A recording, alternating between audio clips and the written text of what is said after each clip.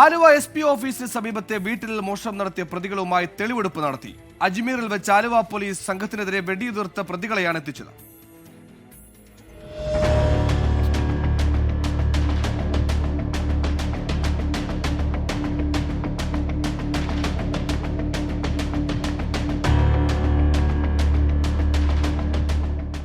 ഉത്തരാഖണ്ഡ് സ്വദേശികളായ സജാദ്, ഡാനിഷ് എന്നിവരെയാണ് ആലുവയിലെത്തിച്ച് തെളിവെടുപ്പ് നടത്തിയത്.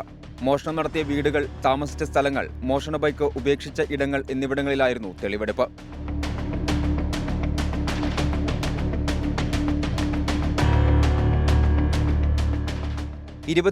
രൂപ മുടക്കി ബീഹാറിൽ നിന്ന് 2 തോക്ക് വാങ്ങിയാണ് ഇരുവരും ആലുവയിലേക്ക് എത്തിയത്. പെരുമ്പാവൂരിലെ 3 വീട്ടിലും ആലുവയിലെ 1 വീട്ടിലുമായിരുന്നു മോഷണം.